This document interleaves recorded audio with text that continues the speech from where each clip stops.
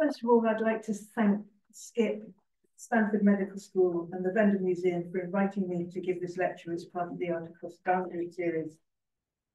I'm really honoured to be given the chance to talk about my practice in the context of how visual arts and science can inspire and enrich each other.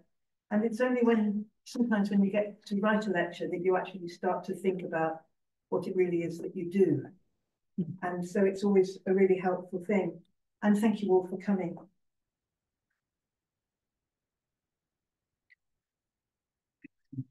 I'm an artist who lives and works in London. I, until recently, taught 1 day a week on an MA Art and Science at Central St Martin's, which is part of the University of the Arts in London, where I have students from both science and arts backgrounds, and it's been a real privilege to work with them.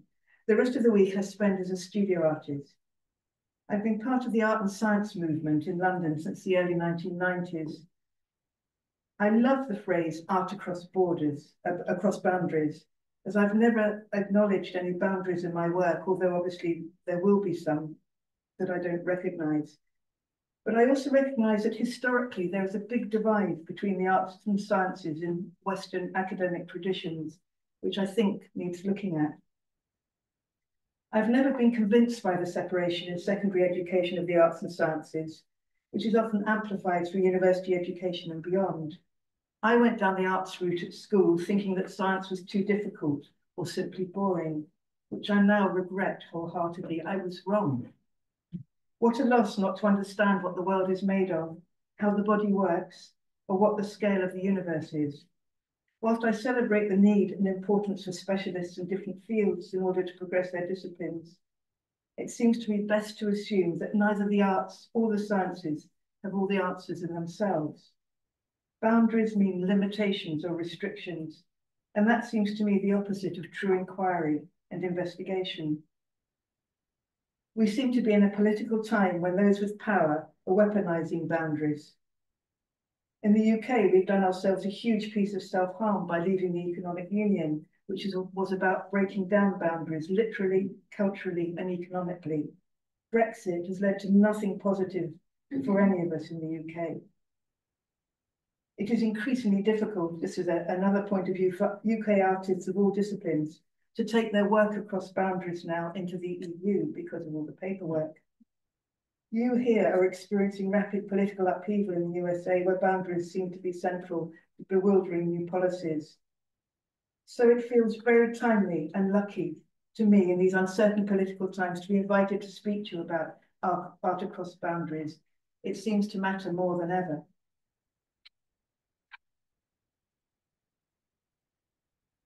I took a degree in philosophy before I became an artist. I like asking questions and researching. I do not seek to answer huge philosophical questions in my work, but my practice is based on research into ideas which engage and engross me. I delight in finding ways and means through collaborations and experimentation in the studio to give substance to the intangible and the immaterial, creating visual equivalents that derive from the very process of making art itself. I like to think that my work acts as a provocation to the audience to explore these questions for themselves. But I recognise that once my art is in the public domain, I have absolutely no control over how people interpret it, and I love that. I'm going to take you in this talk on a journey through my artistic practice, or some of it, otherwise we'll be hit at Christmas, to show you how working across boundaries has enriched and enhanced my work. I've worked with people with lived experience, well, we all have lived experience, neuroscientists, social scientists, artists, curators, chemists, clinicians, and medical professionals, in order to answer questions like, what is the relationship between the physical brain, that piece of flesh hidden in there, and the self, the sense of self, that we wake up with every morning just simply being ourselves? Why do we sleep? What is a portrait of someone? And what does it feel like to live with a medical diagnosis? I often work as an artist in residence in academic or medical institutions. I've developed a way of working which starts with a long research phase at the beginning of a new body of work. I identify a subject or question I want to interrogate, and then I go and hunt to find someone to work with me. It might be a scientist, a clinician, a philosopher, or an institution. And when I find someone interested in working with me and willing to share the research, then I set up the residency, find funding, sometimes bring a gallery on board, and have a long period of time working on location. These are some of the studios that I've worked in. I work in print, drawing, word, embroidery, video, sound, and installation, depending where my research and ideas take me. I then enter an experimental stage in the studio where I explore different ways of visualizing the ideas or concepts I've researched. This often involves working with new materials or finding new artist collaborators who have skills which I do not have. My reputation in the UK is built on my printmaking and installation work. My work is not illustrative. I'm not trying to just show what scientists are doing, but I'm trying to answer some very profound questions about the human experience. My work has a broad imperative to explore what it feels like to be human. It often interrogates the relationship between the brain and the self. If we have a stroke or brain trauma, if we develop schizophrenia or epilepsy, our sense of self will change. Today, I'm going to focus on a few of the major projects I've worked on over the last 30 years. I've worked across many disciplines and significantly, by talking to other people about their lived experiences, I have learned a lot that has fed into my work. I'm interested in what it is like to be someone else and how I might portray the lived experiences of others. We're all sort of caught up inevitably in our own subjective experience. So my work takes me not only on philosophical adventures, but artistic, methodological, scientific ones too. How to research such questions, who to talk to, what boundaries to cross, how to visualize complex ideas, how to find visual equivalents. So I'm going to talk in depth in the first project because I think it will give you an idea of how we work. And afterwards, I will deal with other projects, assuming that you have a sort of idea of what I'm up to. It all started here. On Christmas Eve, 1999, I collapsed in my studio with a suspected brain hemorrhage. On Christmas Day, I found myself on an operating table at the Royal London Hospital having a cerebral angiogram, which is a sort of brain scan that shows the arterial structure and the movement of the blood in the brain. It was a seminal moment for me, having studied the philosophy of mind. I wrote this: you are lying on a bed looking at your brain scan live on a bank of monitors. You were seeing the inside of your brain with your brain. You were thinking about what you were seeing with what you were seeing on the screen. You were looking inside your head whilst thinking, seeing, feeling. Your brain is working while you are looking inside it. It is some sort of philosophical conundrum, the mind-body problem, literally illustrated.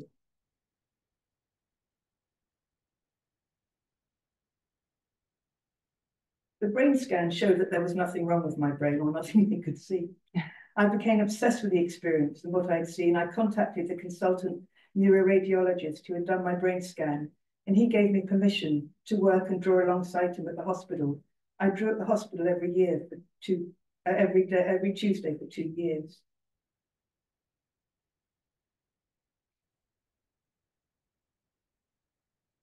I sat in a small room in the hospital looking through a large window into the operating theatre, and at the same time watching the brain on the monitor during the cerebral angiogram. So I was seeing the outside and the inside of a person at the same time. I made hundreds of drawings on location, watching people post-stroke having cerebral angiograms. I was working at great speed in real time. It was a very emotional experience. Many of those I drew were seriously ill. I realized that our sense of self is very fragile and dependent on the physical state of our brain. I also want to add here that I also had to develop very quickly a strong sense of ethics, what was right, what was fair for me to do, making sure that I had permission from patients and their families to draw them. And this ethical, I think it's a personal ethical structure that I've made for myself, which I have to develop with every project. And it's something that I think is very important when you are delving into other people's lived experience. There was a small child, a 4-year-old boy, arrives for a coiling. He's been complaining of hearing Martians talking in his head, and his mother thinks he's becoming a little deaf. From a previous angiogram, they have found a large fistula at his head. The result is hearing voices. The room is suddenly full of people, and I feel uncomfortable behind my screen like a voyeur. She loses it. I don't want the gas in my face, he screams over and over again. The father, stronger than his struggling son, is torn between going through with the operation and following his instincts to take the child in his arms and run. Finally, he forces the boy onto the operating table, where the anaesthetist puts the gas mask over his cries. Swish, swash, swish, swash. The anaesthetic air breathes in and out to soothe your lungs. The introduction of yellow watercolour somehow becomes crucial to me.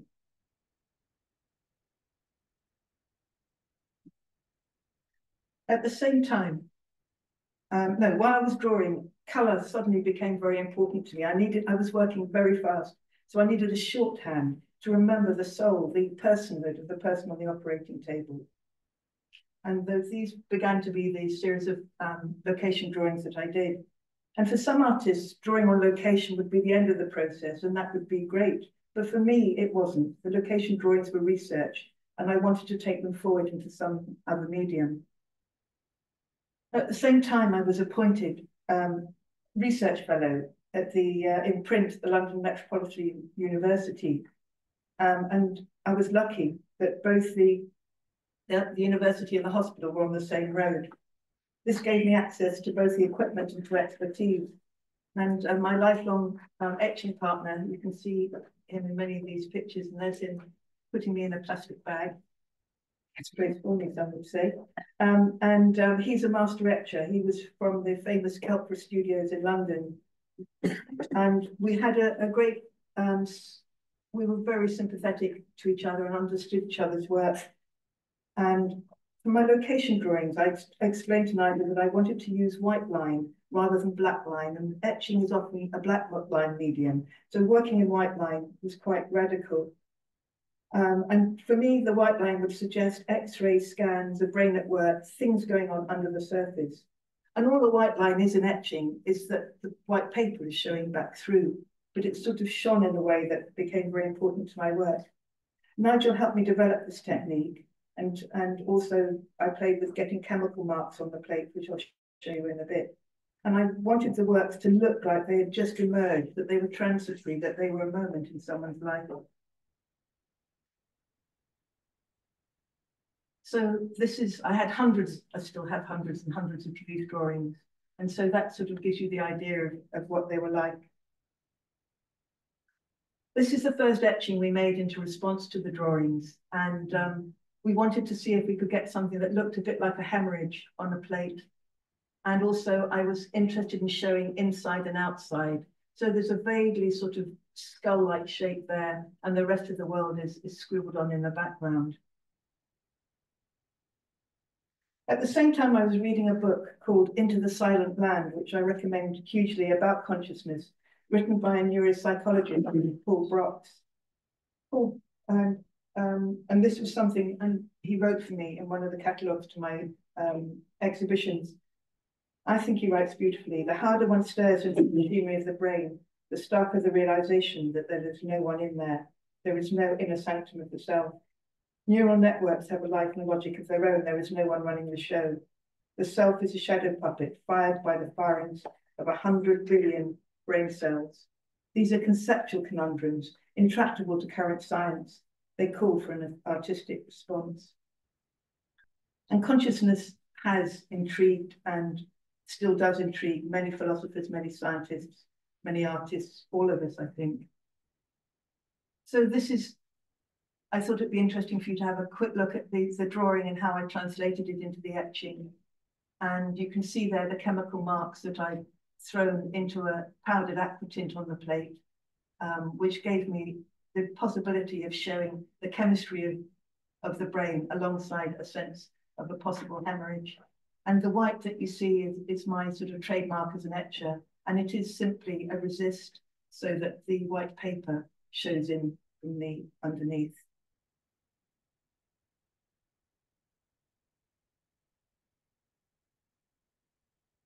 We consider the etchings to be a technical triumph. We worked out a technique to draw on the plate under the aquatint dust with a resist which did not get bitten by the acid. This would leave white areas and white lines where the white paper would show through, which reference both X-rays and scans. but also for me, the personhood of the patient. We threw white spirits and methylated spirits into the powdered aquatint to cause the chemical reactions, which you can see there. We refined the process so much so that we could produce all those marks in one 3-minute etch. And for those of you, if any of you have done any etching, that's quite an achievement. And I couldn't have done it without Nigel's expertise and guidance. And having this expertise under my belt has given me a freedom when I come to do other work, because I know how to explore them. It's not that I always do the same work, but it's very nice to be technically skilled at something, for me, not for all artists, but for me. For the same body of work, I also worked up some images and installations using brain scans as raw material in themselves. In the 1990s, these brain scans were quite radical. They were new things, and that's why I'm not the only artist to work with them. There are many artists who have enjoyed these new landscapes shown by the scans, and it's another way that art and science has worked very closely together. The science has revealed a living, working brain. Prior to these scanning techniques, the only access to the brain was through surgery or dissection. The work from this project was I did a digital. This is a digital print, an MRI scan, where I imagined what it would look like if it could show an imagination at work. Because a scan is just another piece of anatomy, but talking to patients afterwards, they love to take home their MRI scans because they feel it shows, well, it does show their self, but they feel it shows more than it might do diagnostically. And so they're quite loaded images, but I began to feel that the brain scans were interesting objects. But I felt that they were coming between me and my sense of the physical brain and what I wanted to explore. So just before we move on to the next project, this is a sort of, as we're talking about art across boundaries, the list of people I've worked with. So there was a consultant neuroradiologist, patients and staff, master printer, animator, 2 neuropsychologists, and a curator.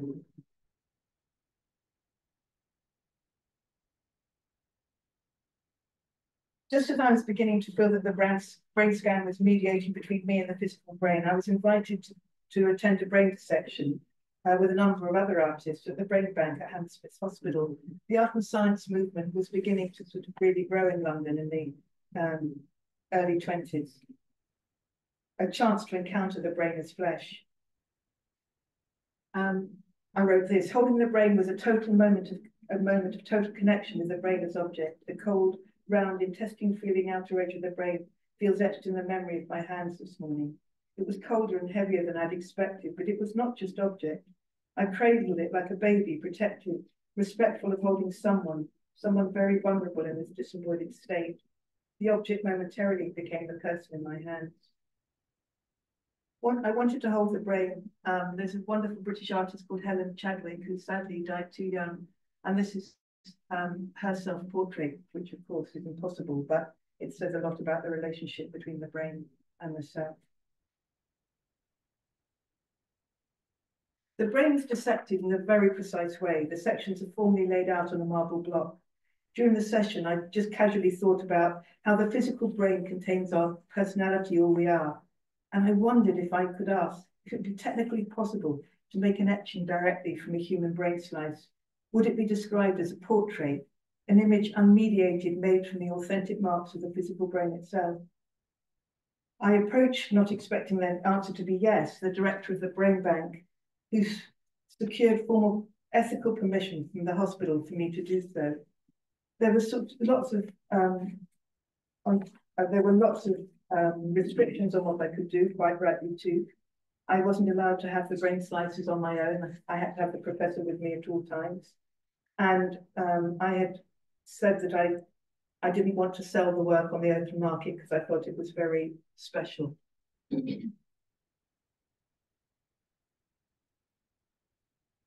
I was very excited and scared because the other thing is I'd said I wanted to make etchings and I had no idea if it would work. You have to be very careful what you say you can do sometimes. I was allowed to have the brain slices just for 2 days under supervision. Prior to this, Nigel Oxley, my etcher, and I had made some experimental etchings using lamb's brains, which you see. over there on your right, we discovered there was enough greasy fat in the brain to make a resist on the etching plate. It was a very emotional experience. Increasingly, I was struck by human fragility, and particularly the dependence of the self on the brain. The brain is susceptible to damage and disease, to trauma, degenerative disorders and dysfunction. Who we are is catastrophically unstable. We had no idea if it would work, but using handshake and aquatin and the fact from the brain slices, we've got these amazing etching plates.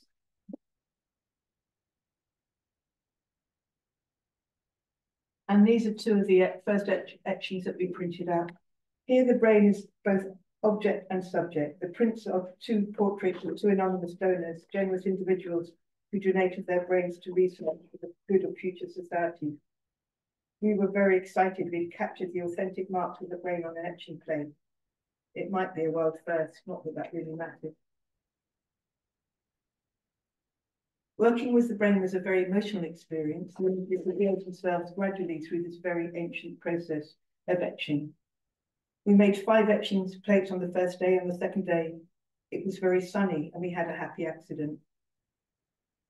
I was dabbing the brain slice on some blotting paper just as the sun burst through the window, and we noticed that as you see on the image there, that the brain slice had become slightly 3-dimensional.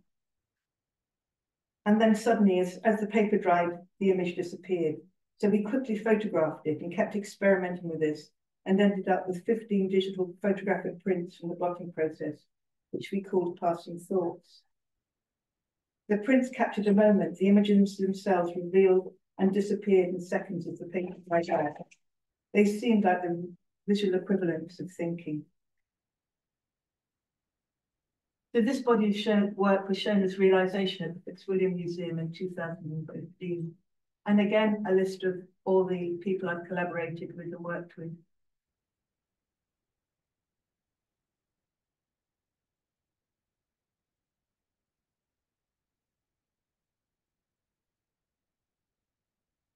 I was very interested in pushing the boundaries of portraiture further. In 2010, I was commissioned by Guy's and St Thomas's charity to make a number of works referencing epilepsy for the hospital in Westminster. And I'm not going to talk about the work I made for the hospital. I'm going to talk about what happened afterwards. So during my research, I spoke to many people about the experience of living with epilepsy. I talked to neurologists, nurses, and people with epilepsy diagnoses. I found 3 people living with epilepsy who were willing to talk to me in great depth, and over 6 months, let me draw them, photograph them as sitters for a series of portraits. Around this time, Paul Morehouse, a senior curator at the National Portrait Gallery in London, wanted to show my work and was interested in these 3 portraits. Epilepsy has to do with electrical charges in the brain. It can be witnessed in the EEGs, a sort of brain scan, which records electrical patterns of the brain, or we might witness it when someone has a seizure. However, we cannot witness absences, which are a common part of the epileptic experience.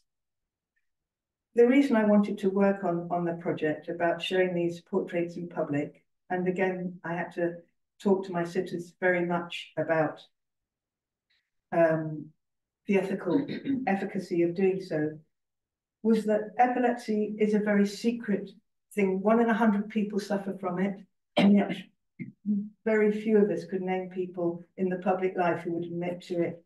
And not that people should come public with it, but I think that the more we understand how each other are in society, the better life can be.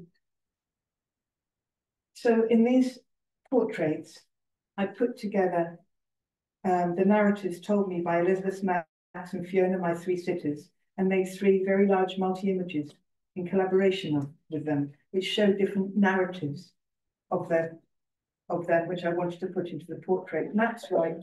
There was a moment during an epileptic fit when my self ceases to be as a result of some activity in my brain. I can't say, therefore, that my brain and myself are identical. I have to say that my brain wipes my sense of self clean, and then my sense of self re-emerges from somewhere else in my brain. The portraits are built up from 9 large monoprints, and they're 2.5 meters high.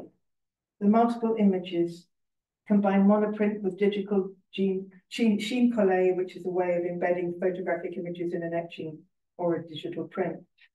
This gave me freedom to explore the internal person as part of the portraiture by including images from neuroscientific techniques, brain scans, and EEG data, as well as the external appearance alongside their detailed personal narratives. Max was writing a book about the Magna Carta, and so Latin words are embedded in the portrait. The portraits are also, as curator Jill Saunders points out, 3 crucifixions, which I hadn't realized when I was making them. I come from a Catholic Italian background, and this imagery sometimes emerges when I'm least expecting it. I wanted the audience to be immersed in the scale and complexity of the pieces so that they might get an inkling of what it feels like to live with an epilepsy diagnosis. These were radical portraits for the National Portrait Gallery to show, as they usually only show pictures of the famous. Sadly, their remit did not allow them to acquire them for their permanent collection, and as the sitters were unknowns. But I had an extraordinary positive reaction from audiences who still contact me to this day. Max writes, if you're blind, you don't have blindness. If you've got a cold, you've got a cold. You are not epileptic. You are not cold. I have got epilepsy and I am epileptic. It is a constituent part of me in the same way as if I'd been born with one leg. Elizabeth, when she was sitting for me, talked to me about her anxiety about the brutal medication she was taking for her epilepsy and wanting to get pregnant. So I placed her face where her womb should be. They are multifaceted representations of the self. Sometimes people write better about your work than you can about yourself. And Jill Saunders, who's the curator at the V&A of print, she wrote, the aim of a portrait is often to uncover essential truths about the subject's character, but Aldworth takes us further to look within a literal sense of the brain, the nervous system, and consciousness itself. In pursuit of this inner reality, she approaches her subjects in the spirit of an anatomist. Each of Aldworth's sitters is offered up like a specimen, splayed, dissected, x-rayed, exposed. This presentation eloquently conveys a sense of vulnerability, as the innermost workings of mind and body are exposed.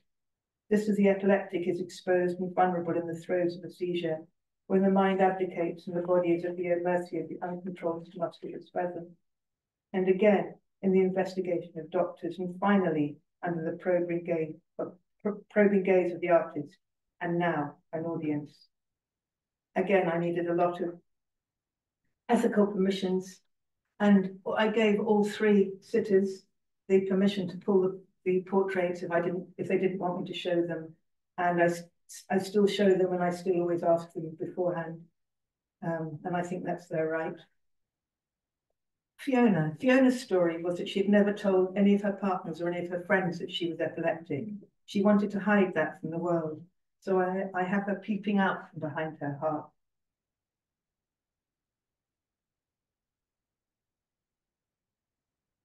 The aim of a portrait is to uncover essential truths about the subject's characters, but always take this further, to look within, in a literal sense, at the brain, the nervous system, and consciousness itself. In pursuit of the inner reality, she approaches her subjects in the spirit of an anatomist.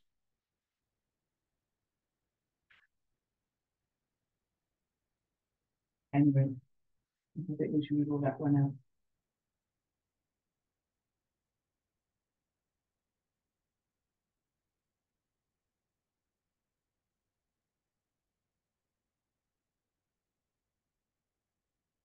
This was the portraits came, as you saw from the beginning of the presentation. I do a lot of work in the studio before I make the final work, and this is just one of the very many prints that I made in order to try and get that shoot of electricity, just to show what might be going on when you're having a seizure. And then again, here's my list of collaborators.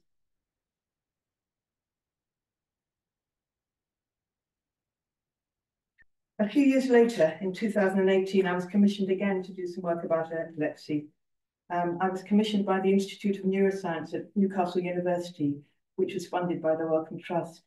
Scientists there were developing experimental treatments for epilepsy that use brain implants and light-sensitive gene therapies. My role was not to illustrate or explain what they were doing, but to bring a different perspective to the project. I was working on the project for 3 years, and I learned an awful lot from the scientists and from all the people living with epilepsy who talked to me. The phrase "out of the blue" is a commonplace description of something which happens suddenly or unexpectedly, just as events such as epileptic seizures can strike without apparent warning. Though deep within the brain, there will be signs and portents. Seizures occur when the normally random pattern of electrical impulses in the brain becomes increasingly synchronized, leading to the onset of a seizure. These works are cyanotypes. I wanted to work in cyanotype because cyanotype sort of draws itself. A cyanotype is a photographic printing process discovered in 1842 that creates a cyan blue silhouette when an object is placed on a reactive surface and develops in ultraviolet light, a blueprint. I use sunlight to develop these. You might have seen the beautiful flowers in the cyanotypes of Annie Atkins from the 19th century. For Out of the Blue, I use cyanotype process to mirror the use of light in the optogenetic therapies being developed by the scientists. So I was very embedded in what the scientists were doing, but I was also trying to get across visually what was happening to the person living with epilepsy. I worked with very simple materials, human hair, iron filings, and stones, laid out on the cyanotype paper and exposed to sunlight. I've often used hair in my prints, the fine, delicate lines offering visual equivalents of some sort of fragility. Also, my dad was a ladies' hairdresser, and hair has been very much central to my growing up. So this was the installation. It works from the top to the bottom, and that's how I imagined the synchronization was building up in the epileptic brain before the seizure. And again, a list of all the many scientists and art professionals that I work with to get this work together. And again, without the input of the scientists, the work would, and with lived experience and combining the two, the work would not have had the, I wouldn't have found a way to make the work without the collaborations. That's what I think I want to say there. Moving on to sleep. This was an interesting project that all my projects I tend to set up myself. I was interested in both the philosophy of sleep. I was interested in the neuroscience of sleep, what people knew about why we sleep, and also sleep disorders, because often out of disorders, you find out what's going on in the brain. We spend 1/3 of our lives asleep, and during that time, with the exception of transient periods of wakefulness and recalled dreaming, we are completely unaware of ourselves and our surroundings. For centuries, sleep was thought to be an unimportant part of non-being, an absence, a nothingness. There's very little written by philosophers until recently about sleep, treating it rather as a death-like negative experience. However, we now know through scientific investigations and clinical work that sleep is not only crucial for our health, but for the formation of the self. Rather than being switched off in sleep, the brain is as active at any other time. We are just unconscious, we don't know what's happening, which makes it very hard to research into. The only person who knows about their own sleep is yourself, and you're unconscious during most of it. So it is a huge, dark, wonderful mystery to explore. How can we begin to describe such a fundamental part of our lives? What does it mean to our sense of who we are? How indeed do we fall asleep and wake up again?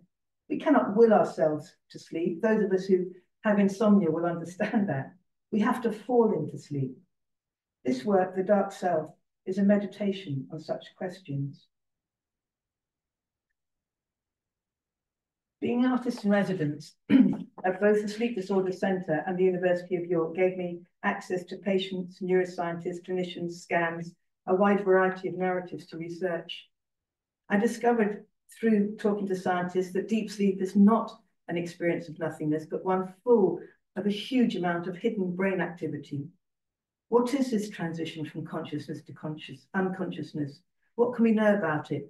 What is it about these fundamental sleep-associated activities that are so secret, they demand that we remain unconscious of them. What happens to the self in this dark time of sleep when the brain is unaware of it, the brain is in a state of high function? Not only is sleep solitary, we can't give an account of it. I also had my brain scanned sleeping at the University of York, and they tried to get me to dive down into a deep sleep, but as you know, you can't will yourself to sleep, so I just lay in the machine pretending to be asleep. The deep sleep, so I had to find a way of visualizing this nothingness, and I hit on the pillowcase, because it seems to me that's the evidence of sleep. That little concave head shape in the pillow that we wake up with in the morning is the evidence that we've got of sleep. And I'm not the first artist to investigate sleep, but most artists, witness the surrealists, have looked at dreaming. I wasn't interested in dreaming. I wanted to explore ways of making work about the unremembered, invisible act of sleeping. After much play in the studio, I fixed on the pillowcase as the common motif for my work. So as well as taking it into print, I also took it into hard substances, porcelain and plaster. I thought somehow it made the indentation very significant and real, and it also played with our sense of perception about what a hard or a soft thing might look like. Also, in the exhibition, alongside my own work, I got 414 people to embroider pillowcases of their own experiences of sleep, because it is such a subjective state that I thought it would be very odd not to have lots of people's, because we all sleep. I wanted to have a cacophony of sleeping. So these were hotel pillowcases that someone gave me, which already had a history of sleep from other people sleeping on them. And then I got people to embroider their sleep dreams, and they all hung in this wonderful medieval church in York. And there again is my list of project collaborators, again, without whom I would never have begun to understand what sleep is. I don't think anyone really quite understands all about it yet, but the conversations are open. And a lot of the work got purchased for the Sleep Disorder Centre itself, which had been rather grim and without any artwork. And it's now been beautifully decorated. And again, I get many emails from patients who have seen the work and it resonates with them, which is very nice.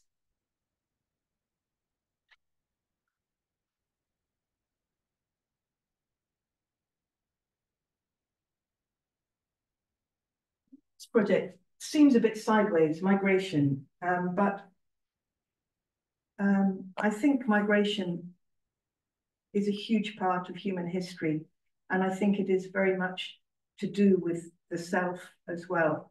What makes you stay, what makes you go. And it's an ongoing collaboration I'm having, so I'm not going to speak at length about it, but I should say a bit about it, with social scientist Professor Hannah Kinsler at King's College London, who specialises in contemporary migration. I come from an Italian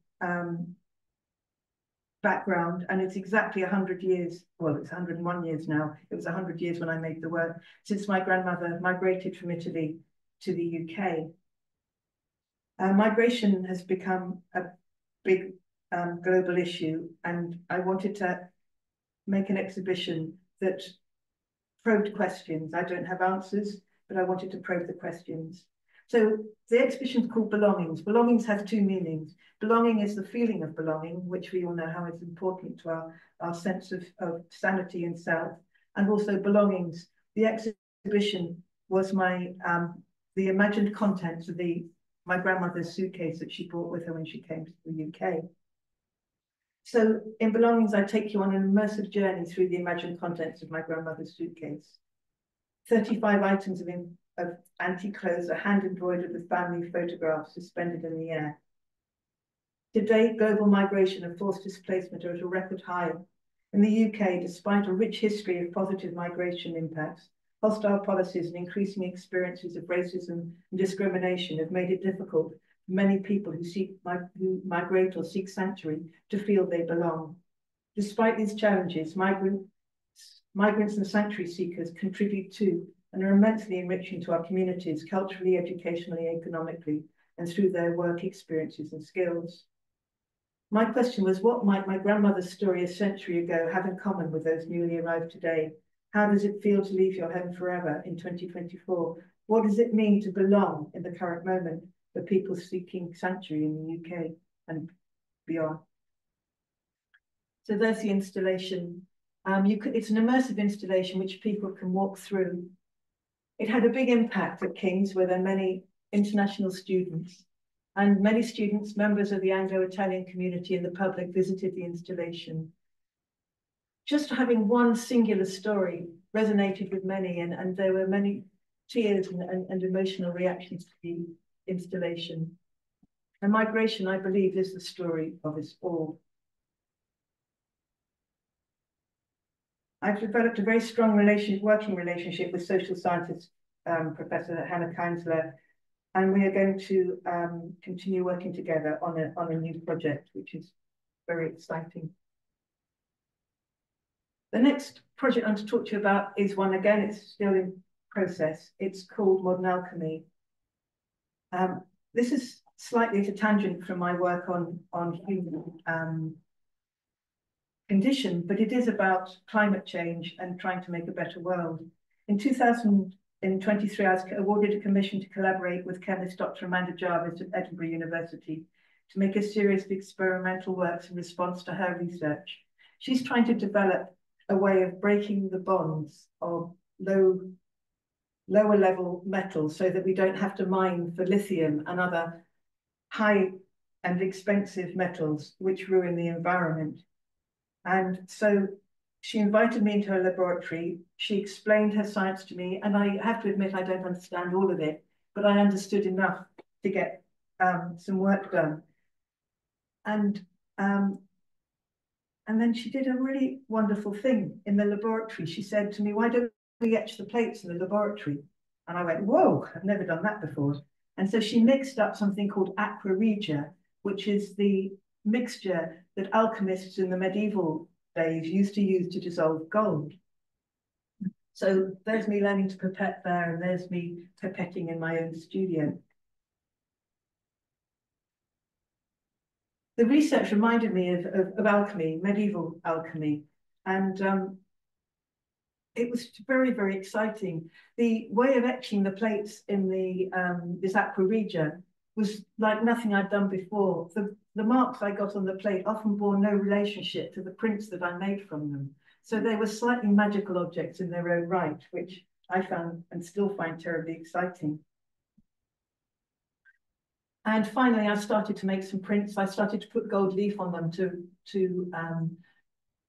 mirror the alchemy of the process that we were looking at.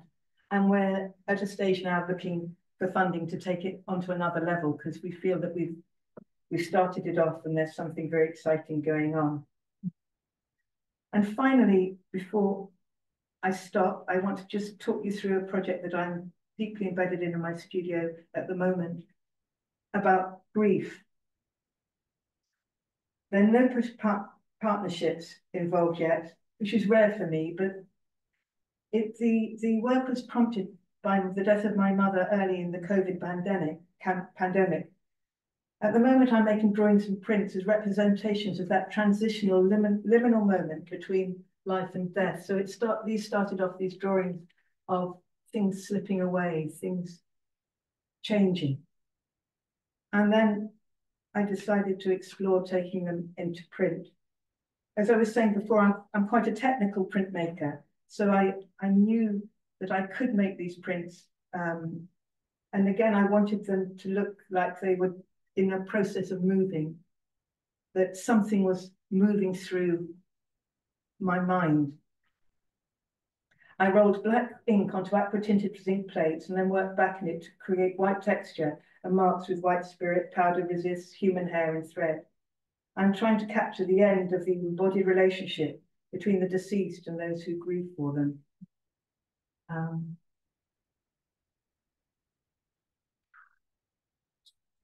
So I'm just going to do a short conclusion and then I shall finish. Thank you for listening. So I'm going to show you my picture of my beloved studio at the bottom of my garden, which is my secret place of working. So in conclusion, I hope I've shown through these projects the significance to my art practice of working across boundaries. It is the lifeblood of my work. There was a time when curators and galleries in London were slow to show work which had been touched by science, but this has now changed. I have a thriving practice and my work has been shown both nationally and internationally. It's not to boast, it's just to show that it's got embedded in the art world in a way that I always hoped it would. My life as an artist has been hugely enriched by working across boundaries and through the many wonderful encounters and friendships with scientists, artists, writers, curators, technicians, musicians, and others I've had the privilege to work with. Research is central to my practice. I love to pursue a question, and then after the long research phase, I disappear into my studio and start playing with ways of transforming and translating the ideas. Although I have a reputation as a printmaker, in truth, I am completely open-minded about the materials I use. I cross boundaries in the art I make as well. Every project is a new methodological adventure. People often ask me what scientists get from working with me. It's sort of, I suppose, quite transactional. And in a way, it's quite obvious as I've explained to you, what I get from working with scientists. I'm not sure it's the right question, but we'll come to that later. But those I've spoken to talk about how it brings new perspectives to their research. And they are always intrigued to see the art that I've made and want to know about my ideas from it. They also have talked about how it changes their relationship sometimes to their work. Most of the scientists I've worked with come back to work with me on new projects, which is shown that they have got something from it. And I often become part of their future grant applications as they value the input and insight an artist can bring. It is also self-selecting. The scientists who cannot see value in crossing boundaries don't bother to reply to my emails. I can't imagine my life as an artist if I couldn't cross boundaries. Thank you all for listening.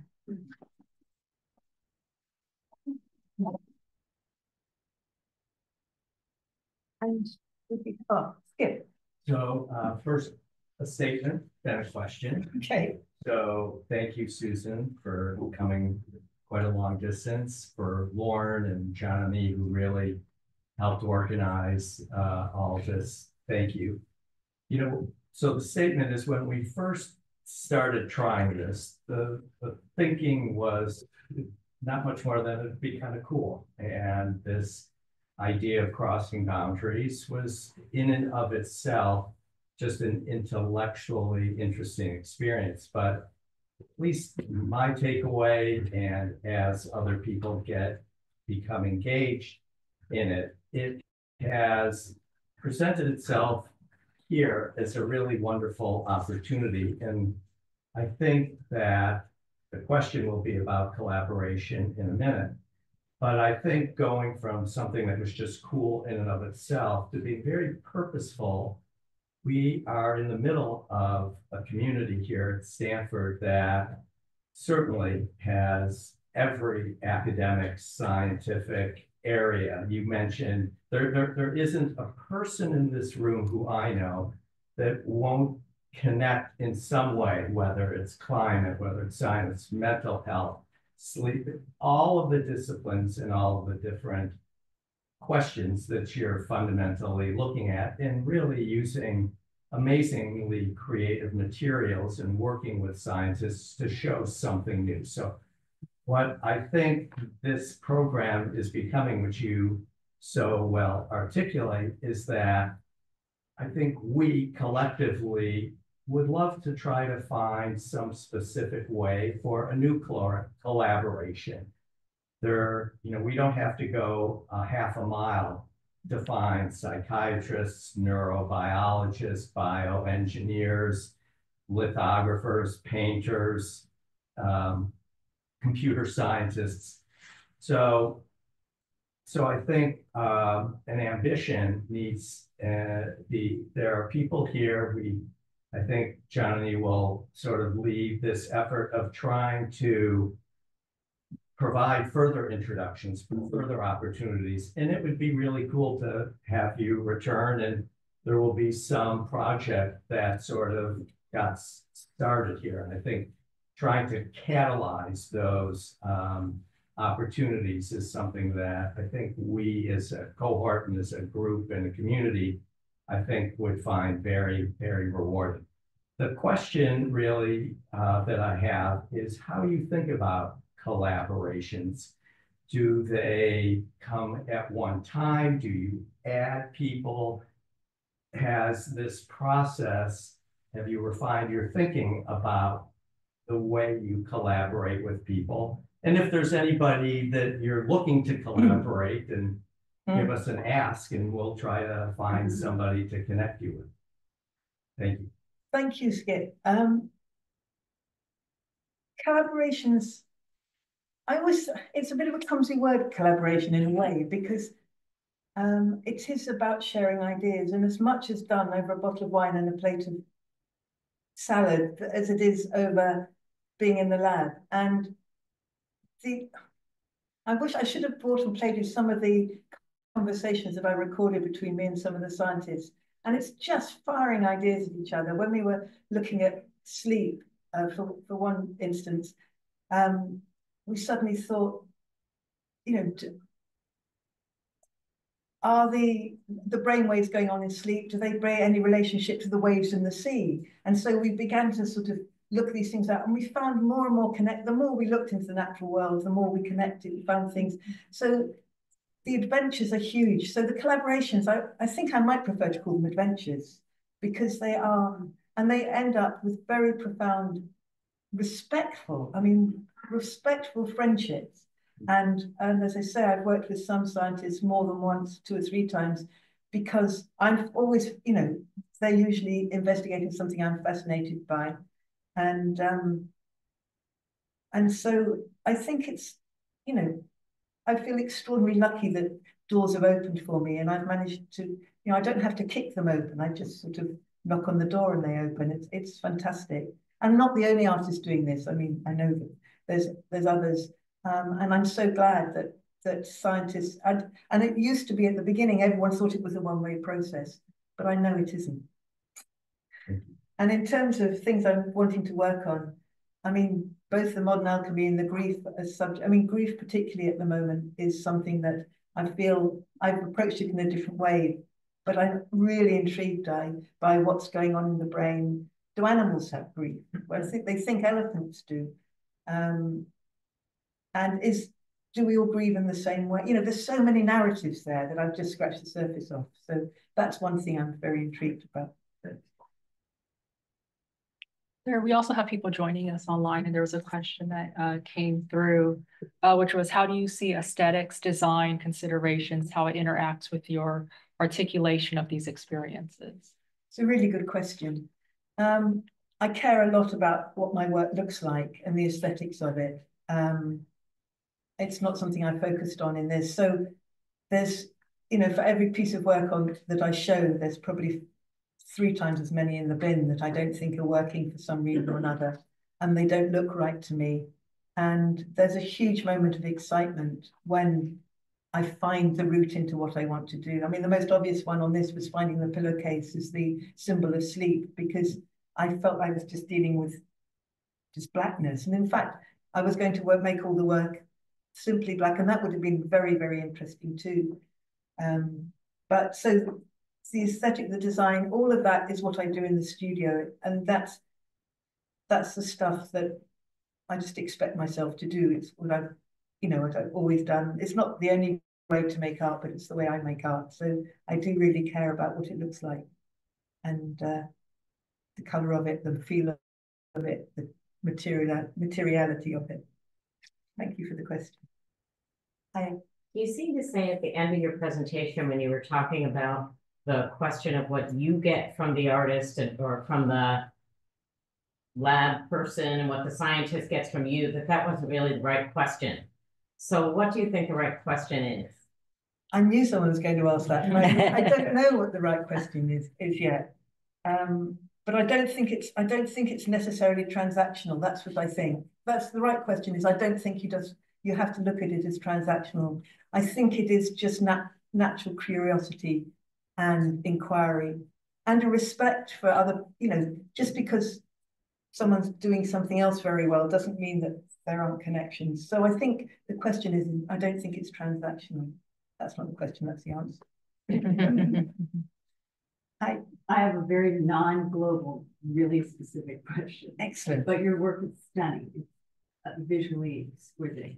And when you were talking about the white line engraving, and that's the resist, did you have to experiment with the paper you used so that the quality of the white, I would imagine, would yeah, I could give another hour's talk on paper. It's my big obsession.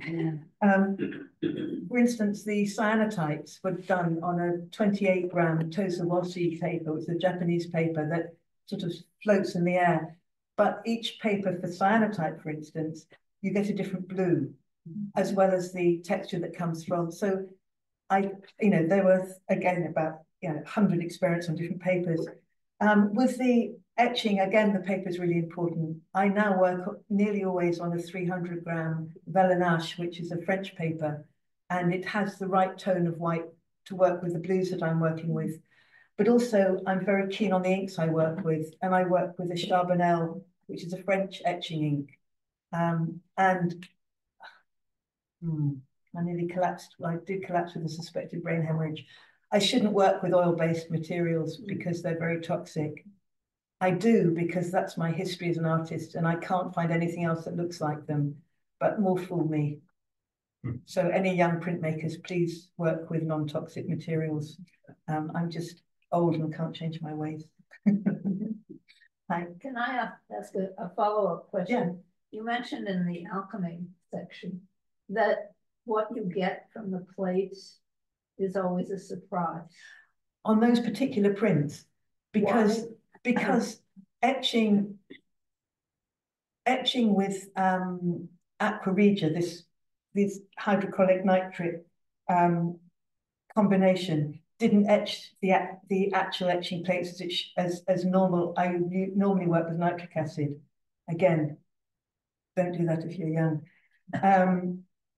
And so, but what it did was clean the plate in a very odd way and gave me some unexpected marks, which was, I should have done a bigger section on that, and I could have shown you the example of the plate that didn't look like anything like the print. And I've never had that happen to me ever before. So there's another sort of, through working with the scientist, I've learned a possible new route into some very mad etching, where the plate and the print have no relationship. But it is, it's technically a mistake, but I love a mistake. Hi. Maybe a practical question alongside of your artistic practice. I'd love to hear about, you said it's an adventure, and I can imagine that an adventure, like people come in and out of this adventure. On a practical side, how do you, I guess, write your grants and like pitch your concept and like figure out, oh, I need this much in my budget, and can I stay within this budget in relationship to the ambiguity that you hold as an artist? Like, I'm curious as to like how those two things like, yeah. It's a good question. Fundraising is always difficult like that. I tell the truth, because one of the things I've learned is that there's nothing better than the truth. So I explain that I don't necessarily know what I'm doing. I think I need this much materials, and any good art grant giver will understand that. And also there's the option at the end that, there's always, if you can't justify what you spent, you have to pay it back. So that seems to me, so that's what I explain what I'm trying to do. This is what I think it will cost. But I mean, unless you get grants after you've done the project, how can you ever budget them to be the right amount? So I think all grant givers must know that that's the case, but just tell the truth that you don't know.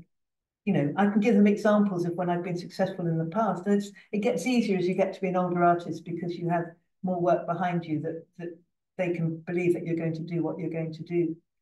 But there's no way of budgeting exactly, and neither should you have to if it's an arts budget, because they should want you to take risks. Thank you. It's not necessarily the world we live in.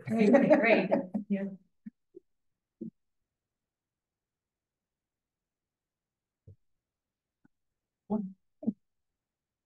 No more questions, online or in person? There was one, it's a longer question and comments, and I'll paraphrase at least some of it and you can catch what it is.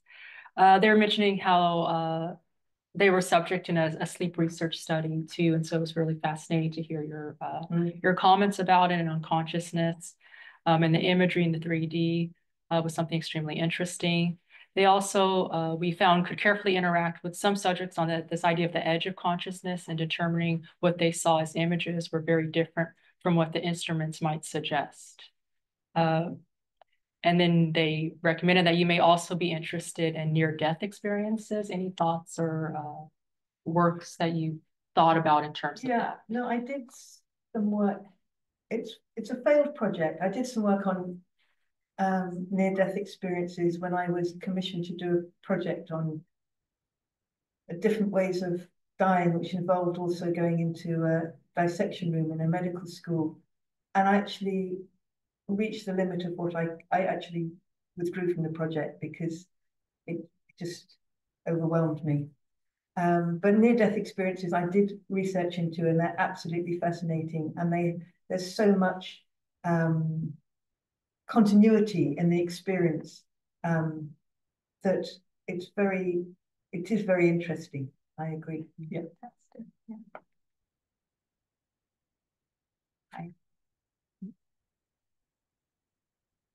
There's a couple of different artists and artworks, so I've not seen your work in person yet, but it reminded me of some aspects of some other work I've seen in person.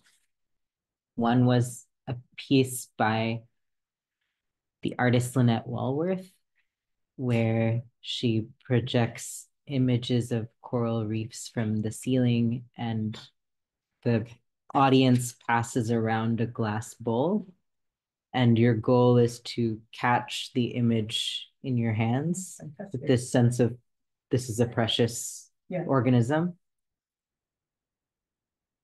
And it also reminded me of this work by the artist Tanya Al-Khoury, which is a one-on-one performance that's told to you as a story and delivered as an illustration that happens on your arm. But something about the way that you invite us into really intimate processes and moments inside a person that we don't, at least I don't get an opportunity in day-to-day life to think that deeply about how someone else's neural processes are working, for instance. I was very moved by, and also the sense I got from you about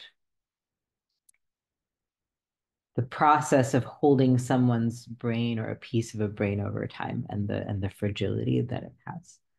I guess my curiosity or question for you is if you are interested in or have made pieces that other people touch or interact with as part of how they're approaching or engaging with the subjects you're exploring.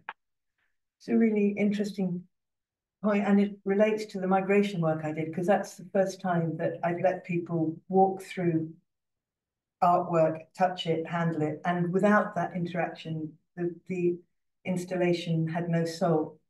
It didn't work. I showed it in one gallery first where they wouldn't, it just, for insurance reasons, wouldn't let people walk through it. So it was all lined off, and it just sat there like a dead piece of art. And once you got people interacting with it, and it's a lesson to me in thinking about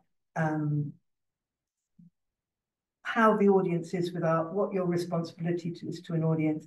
And I think that immersive and interactive work is something I'm really interested in, because I think it does. I was talking to Skip earlier and to Lauren as well about people spend usually 8 seconds in front of a piece of art. But when you get immersed in it, you can, people come back, they can be in it for hours. So I think that there's a lot of exciting work there. But only done it with the cyanotypes. I didn't glaze them and let people go right up to them, but I did want to hit them if they touched me. But with the embroidery work, I knew that if they couldn't physically hold it, they couldn't connect with the feeling of my grandmother's migration. And so I think it's important to look at, for me, to explore different ways of showing art. So thank you for the question.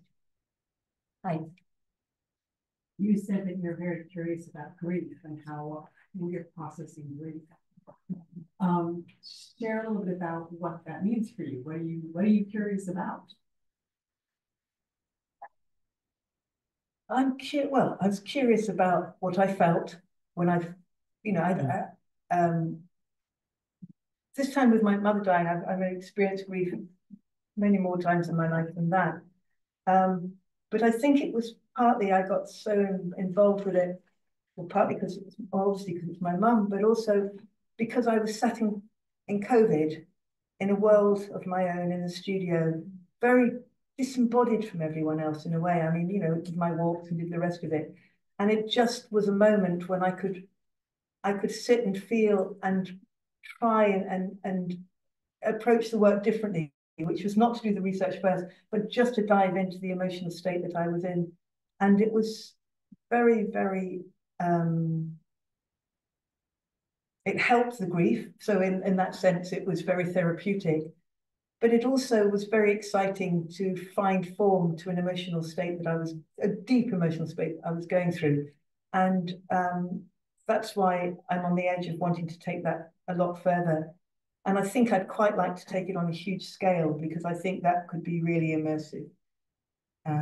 Maybe even something you walk through. That'd be great. That's what I want to do, Skip. Well, thank you very much, Susan. And thank you all for listening. We look forward to more. Yeah, well, I've had a wonderful time at Stanford. It's an extraordinary place. So thank you for introducing me to it. I've only had 2 days, but it's complete mind blow. It's wonderful. Thank you all.